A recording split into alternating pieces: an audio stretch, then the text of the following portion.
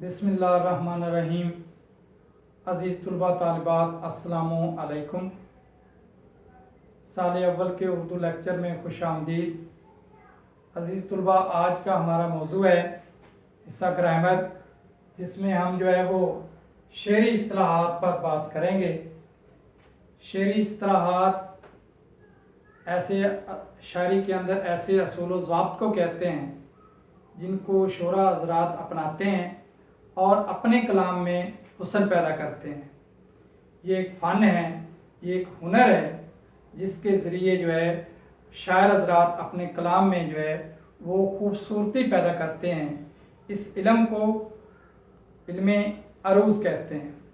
तो यहाँ पर जो है वो हम शेरी इस्तिलाहात के बारे में बात करते हैं कि शेरी इस्तिलाहात में जो है वो हमारे पास है मतला, मक्ता, रदीफ, काफिया। तो आज के हम लेक्चर में सिर्फ मतला और मक्ता पर बात करेंगे। रदीफ और काफिया पर इंशाल्लाह हम अगले लेक्चर में बात करेंगे। जी अजीज तलबा, पहले हम चलते हैं मतला की तरफ। मतला अरबी ज़बान का लफ्ज़ है जिसके लुग़वी मानी तलू होने की जगह। ग्रामर की रूह से इसे इसमें ज़रफ़ मकान कहते हैं, यानी वो इसम वो नाम जो किसी जगह की निशानदेही करता है, हम ग्रामर में उसे इसमें ज़रफ़ मकान कहते हैं। तो आगे क्योंकि यहाँ पर जो है वो लुग़वी मानी तलू होने की जगह है, तो इसलिए जगह होने की वजह से जो है हम गज़ल में इसे जो है वो मतला को इसमें ज़रफ़ मकान कहेंगे। आगे हमारे पास इस्तिलाही मफ़हूम। पवन नज़म गज़ल या कसीदा का वो शेर जिसके दोनों मिसरे हम काफिया और हम रदीफ हों, मतला कहते हैं। तो अजीज़ तलबा, पवन नज़म क्या है? पवन नज़म वो नज़म है जिसमें बहर, वज़न और रदीफ काफिया मौजूद हो, इसको हम पवन नज़म कहते हैं। हमारे सिलेबस में जो अमूमन नज़में हैं वो पवन नज़में हैं। तो आगे गज़ल है।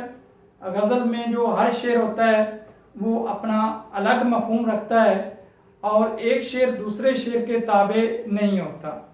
उसके बाद है कसीदा। कसीदे के अंदर जो है वो शायर किसी भी ज़िंदा शख्स की जो है वो तारीफ़ करता है, मदाह सराय बयान करता है।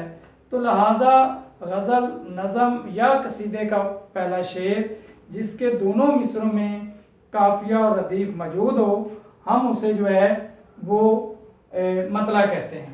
तो मतला की मिसाल के लिए हमने यहाँ पर जो है अपने सिलेबस में हैदर अली आतिश की जो दूसरी गज़ल है, उसमें जो दूसरी गज़ल का पहला शेर है वो लिखा है कि ये आरज़ू थी तुझे गुल के रूबरू करते, हम और बुलबुल बेताब गुफ्तगू करते।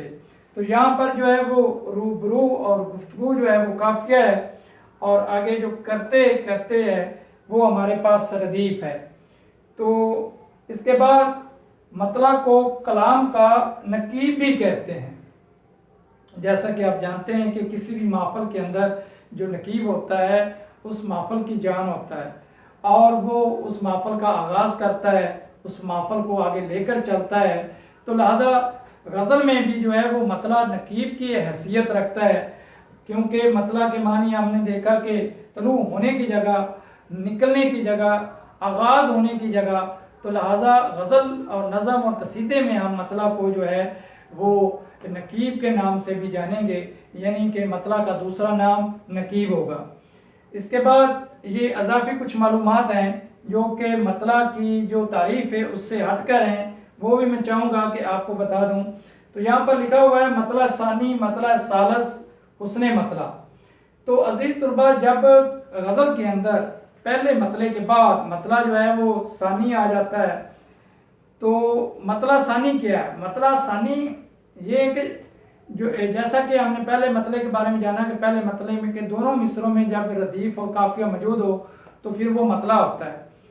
तो अगर यही सूरत हाल दूसरे शेर में चली जाती है, यानी जो दूसरा शेर है उसके अंदर भी, दूसरे शेर के अंदर दोनों मिसरों में काफिया और रदीफ का इस्तेमाल हो, तो फिर हम उस वक्त उसे क्या कहेंगे? तो हम उसे भी मतला कहेंगे, लेकिन यहाँ पर हम उसे मतला सानी का नाम देंगे।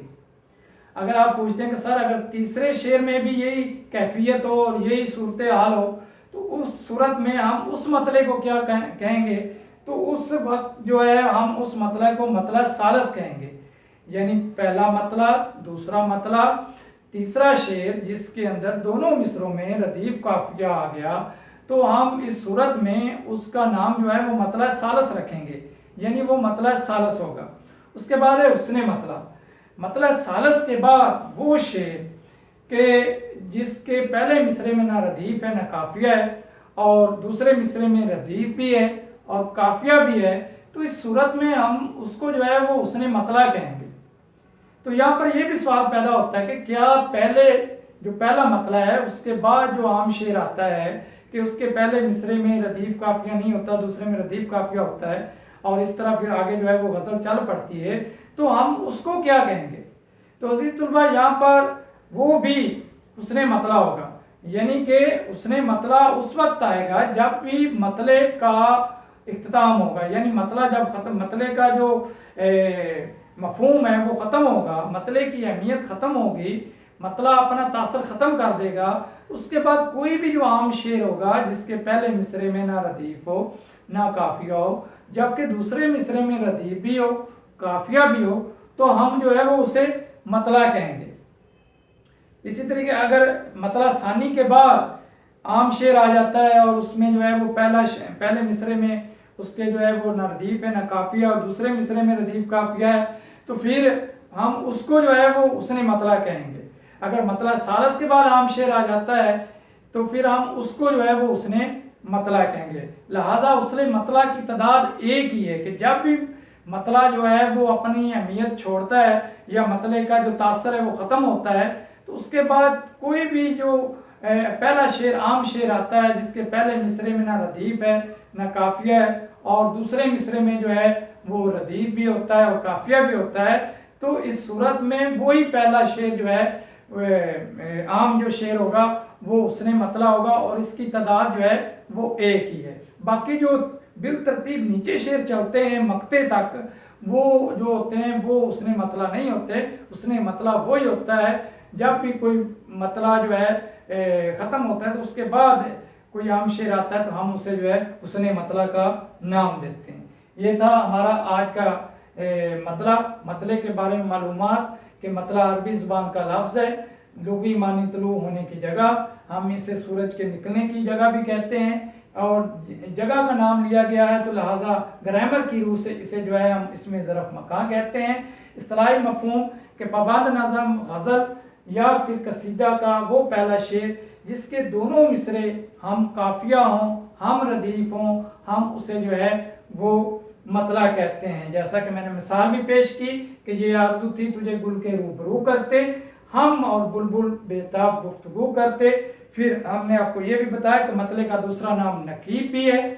उसके बाद फिर मतले की चंद इकसाम भी आपको बताई कि पहला मतला है अव्वल, यानी ये जो मतला है पहला मतला जब होगा किसी भी नज़म गज़ल या कसीदे में, इसको हम मतला अव्वल के नाम से भी जानेंगे कि इसे अगर गज़ल या नज़म या कसीदे में मतला सानी भी हो और मतला अव्वल भी हो तो फिर पहला मतला मतला अव्वल होगा और दूसरा मतला मतला सानी होगा। अगर वैसे भी ये सवाल पूछा जाए कि मतला अव्वल की तादाद कितनी, तो मतला अव्वल वही होता है जो आगाज़ का मतला होता है, लिहाजा इसको हम मतला अव्वल भी कहेंगे। उसके बाद आने वाले को मतला सानी, फिर उसके बाद मतला सालस और फिर आम जो शेर होगा उसे उसने मतला कहेंगे। अब आगे चलते हैं, हमारे पास है मक्ता। तो मक्ता जो है इसका जो माखिज है वो कता है, यानी कि ये कता से जो है वो अखज़ है। तो इसमें जो है वो हम मक्ता अरबी ज़ुबान का लफ्ज़ है जिसका लुग़वी मानी है कता करना, काटना, ख़त्म करना। ग्रामर की रूह से, क्योंकि इसमें भी जो है वो हम लुग़वी मायनों में कता करने की जगह, ख़त्म करने की जगह, काटने की जगह पर जो है वो लेते हैं, तो इसलिए इसको भी हम जो है वो इसमें ज़रफ़े मकान जानेंगे। ये भी इसमें ज़रफ़े मकान होगा ग्रामर की रूह से। इसका इस्तिलाही मफ़हूम और तारीफ़ के पाबंद नज़म गज़ल या कसीदा का वो आखिरी शेर जिसमें शायर अपना तखल्लुस इस्तेमाल करते हैं मक्ता कहलाता है। अगर आखिरी शेर में तखल्लुस ना हो तो इसे महज आखिरी शेर कहेंगे, मक्ता नहीं कहेंगे। तो मक्ता की दो बुनियादी ज़रूरतें हैं। एक तो ये कि उसमें जो है वो शायर का तखल्लुस इस्तेमाल हो, जैसा कि आप जानते हैं कि शायर का मुख्तसर नाम जो शायर शोरा हजरात अपने कलाम में जो है वो लेते हैं उनको हम तखल्लुस कहते हैं। तो जब गज़ल, नज़म या कसीदे के आखिरी शेर में शायर अपना तखल्लुस इस्तेमाल करता है और दूसरी शर्त वो आखिरी शेर हो, तो इस सूरत में हम उसे मक्ता कहते हैं। तो मक्ते की मिसाल है हमारे पास कि हुक्म है सच भी करीने से कहा जाए नदीम, जख्म को जख्म नहीं फूल बताया जाए।